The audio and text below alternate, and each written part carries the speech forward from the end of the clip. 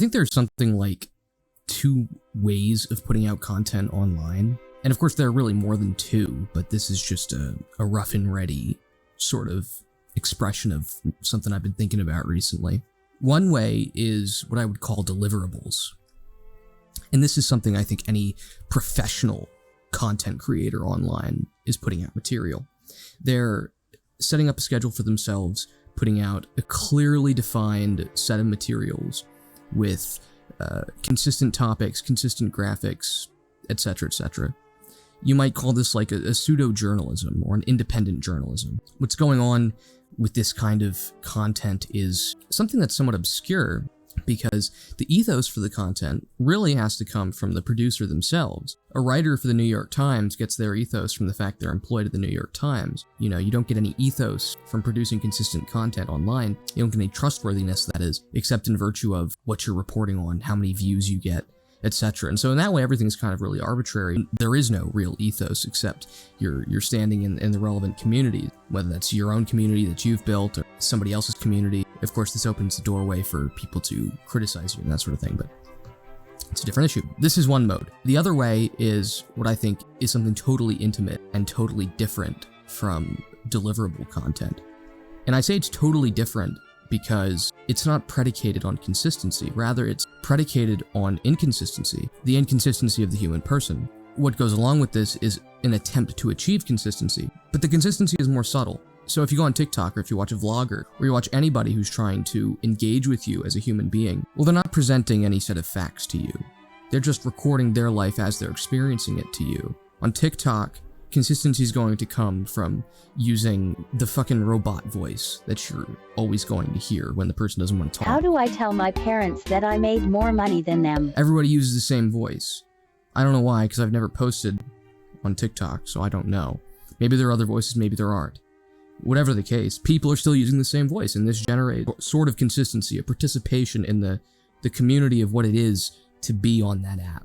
But what lies beneath that, what's being presented in virtue of the voice, is honestly nothing. It'll be somebody working at Cold Stone, or somebody cooking a steak, or, I don't know, drawing. And maybe there's going to be some sort of technical skill displayed in this, but it's still just somebody displaying. It's somebody doing. This is a presentation of information. This is something that's maybe a little bit in the middle, because I'm presenting ideas. This is a technical display, and so it's a little bit more intimate. I've color graded things a little bit. Other than that, I haven't really done much editing here. I didn't see any reason to. But in any case, I think this distinction is still very clear in this way. There's a difference, a firm difference between these 2 ways of communicating to an audience. Something that really bugs me is that the allure of the internet, in some sense, is that it allows you to do the second mode very easily. Really, before the internet, there was no such thing as the second mode of communicating. Maybe like Entertainment Tonight, if you're like a celebrity already, but then who you are and how you're known is already predicated on your having been participant in some sort of technical apparatus, Hollywood in that case. So the idea that anybody can just present themselves in a manner which is unique to themselves and garner attention in virtue of that presentation, that's a new thing. And I'd say it's even new with respect to the internet, relatively speaking. It stands against older creators, I think, like Smosh or Equals 3, that is Ray William Johnson. In both those cases, and in a case of like a lot of, older YouTubers, there's an alias that stands behind the name, and really I should say they stand behind the alias, because what they're doing is creating a piece of content which is independent of them. It's not in line with the rest of their life. When somebody pulls out a video and films a TikTok, they're not doing anything new other than what they already would have done. Now there's just a camera recording it, right? It's like a pseudo home video. This is not that. So it can't be considered in that light, but it's also, not purely technical. And so it's not a strict presentation either. Something that Pyrocynical might put out, or something that Tom Scott might put out, or something that BuzzFeed might put out. These are all pieces of presentational content. There's a consistent editing style, a whole form, a structured form, which somebody went out of their way to create. And so this is another means of differentiating things. When you're creating something independent of yourself, it seems that the alias is very helpful. Not only very helpful, but almost necessary. Because you want to say, well, this is an artistic creation. Even if you don't want to ascribe the moniker of artistic to it, you still want to say something to the effect of, it's a creation, it's an object independent of me. Maybe a TikTok is too, but I don't think the creator really has the same wherewithal to declare that independence in that case. And so it seems on TikTok and on YouTube too, people are generally using their regular names when they're creating that kind of content. Or if they're not, they're using some hybrid of their real name and an alias, rather than a complete alias like I use on my main channel.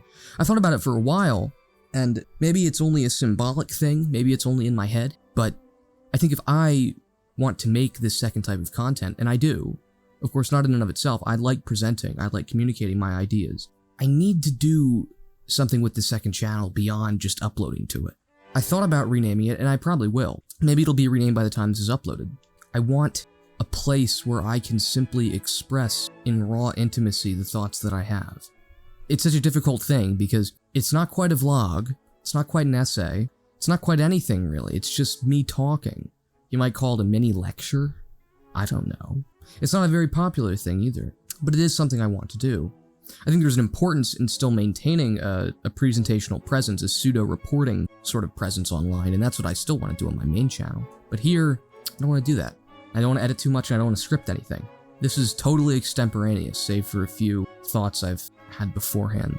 I have a vision for myself online, which consists both in the sort of strict, formally creative, presentational, journalistic material.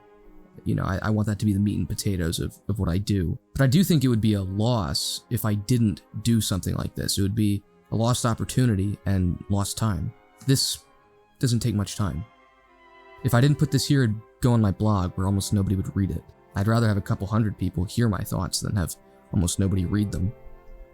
But that's all that's been on my mind.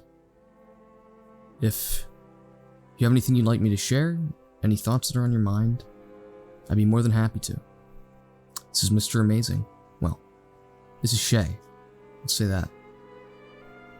This is Shae. Thank you for watching.